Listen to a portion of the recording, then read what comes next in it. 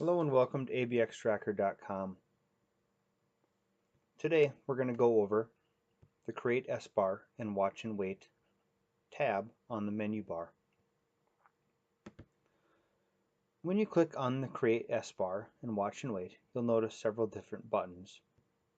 UTI no catheter, UTI indwelling catheter, lower respiratory infection, upper respiratory infection, C. diff infection, other infection, skin and wound infection, and a Watch and Wait button.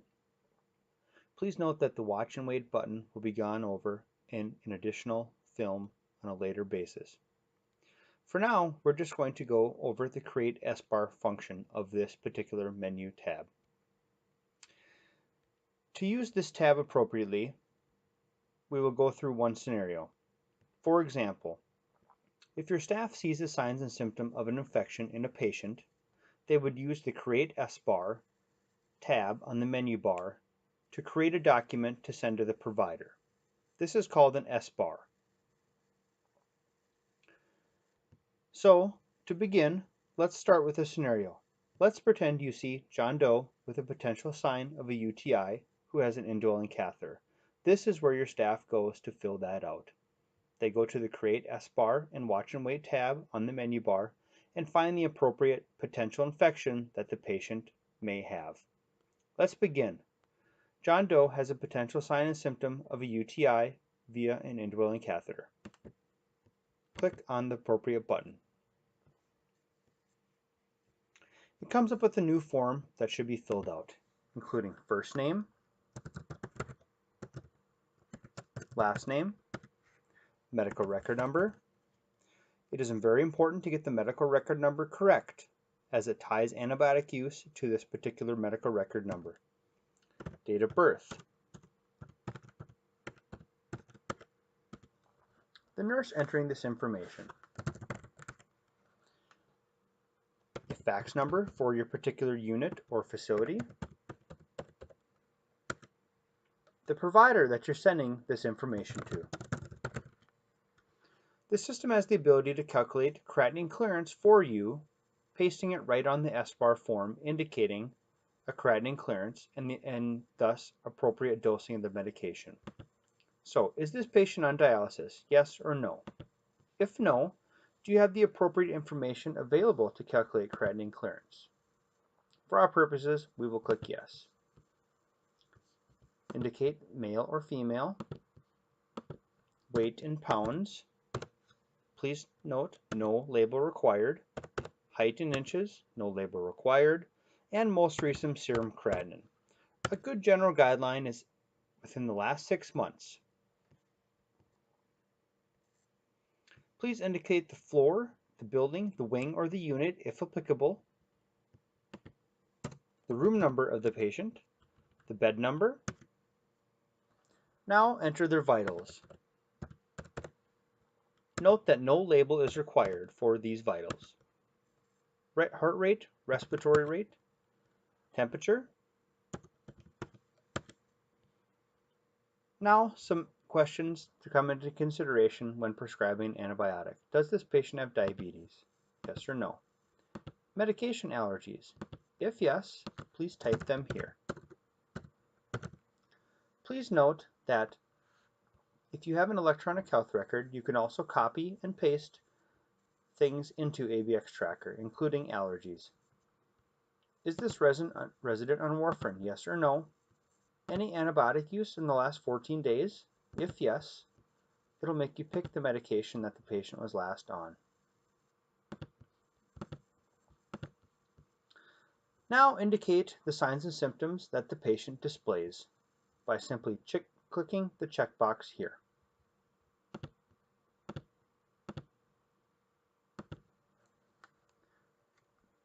If you have other information you'd like to alert the provider to, please type this here.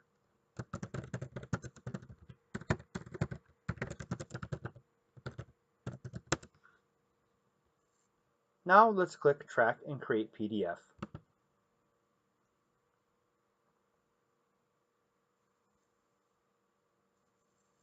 Two things happen. One, an electronic health record documentation pops up, indicating all the information that you typed out. simply copy and paste this information to your electronic health record, or you can use this copy to clipboard button and then paste it to your electronic health record. You may now exit out of this window. The second document that produced is your SBAR form that you're sending to the provider. It has all the information that you typed out. The second page has all the information that you selected appropriately. In addition to that, it cross-references the Loeb's criteria that your staff input, and it pastes right on the SBAR form if a medication may be required or if the Loeb's criteria has been met. The last thing that I will show you is your creatinine clearance that is pasted right next to where a medication should be prescribed. Utilizing this print button, you can print this SBAR form and fax to the provider, or you may also save as a PDF and securely email to the provider. After printed or securely emailed, you may use this To Welcome button to go back to the welcome page. I'd like you to think of antibiotic use in 4 different phases. First is the SBAR phase, which we just completed, which consists of signs and symptoms of a potential infection. The next is the results phase. So what happened to the SBAR form? What did the provider do? You'll find this next phase on this pending order or results pending page on the welcome screen. You'll notice that our medication is listed right here. You can always view your SBAR form by clicking this spyglass, or you can always reproduce electronic health record documentation by clicking this spyglass.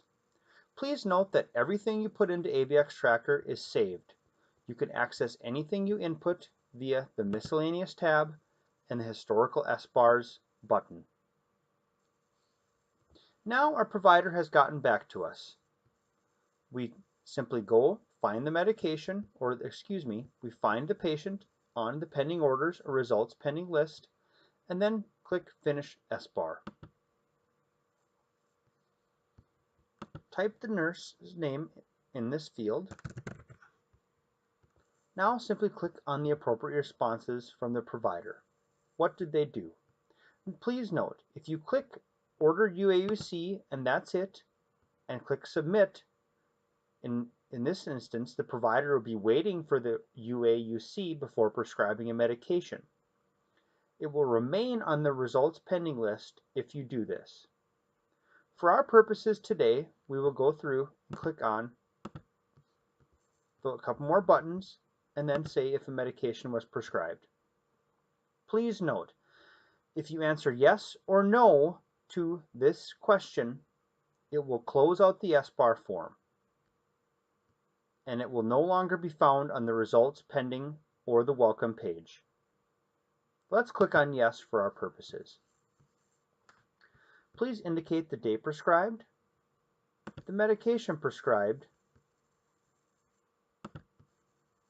the dose of the medication, the route of administration, the frequency of administration, and the duration.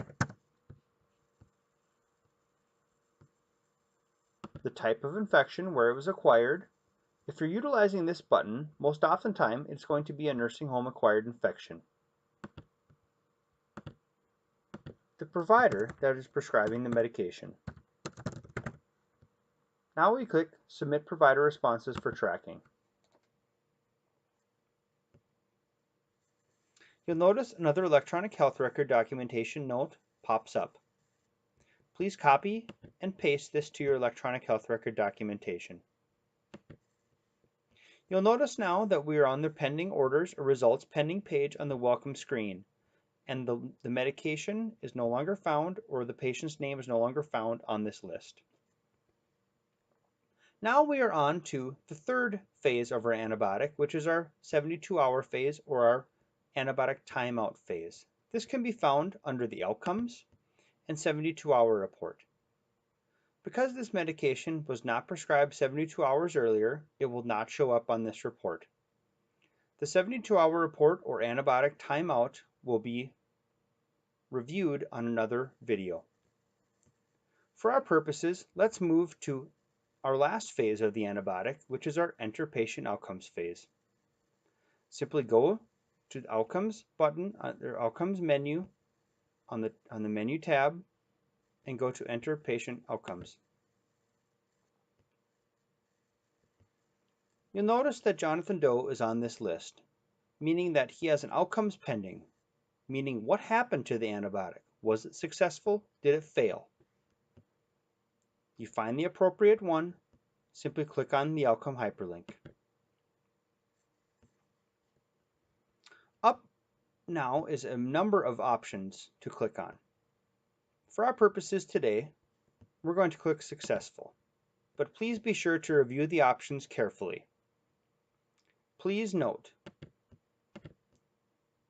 if a UAUC came back and the medication was not the appropriate medication for the bug, you click this particular button which says bacteria was not sensitive to the original antibiotic and another antibiotic was prescribed. When doing this, it'll create another form called the re-challenge form, in which you input the new medication that was prescribed in replacement for this one. This will now populate on the 72-hour report again, as well as the outcomes page and outcomes pending page again. For our purposes today, we're going to click on successful. Please note you can enter any other information here.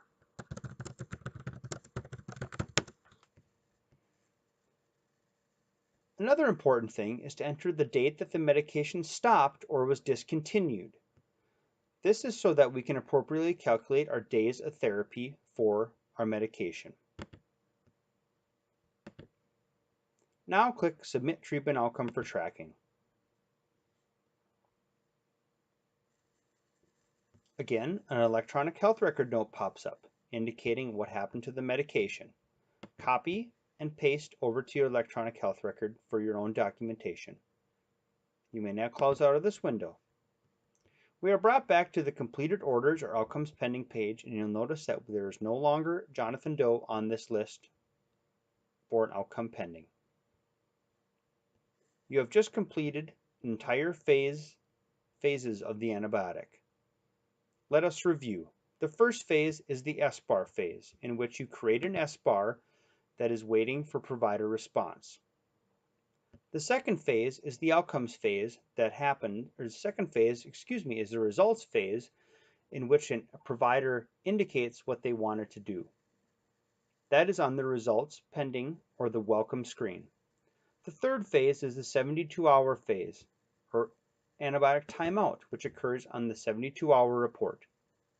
And the last phase of the antibiotic is our enter patient outcomes phase, which just consists of outcomes. What happened to the medication? Was it successful? Did it fail? After you complete all 4 phases, that is completed antibiotic order, and all the information is tracked appropriately in abxtracker. This completes the create SBAR and watch and wait video. Lastly, please note that the same process occurs for each one of these buttons under the Create SBAR menu bar. The watch and wait function will be gone over on a later video. Thank you.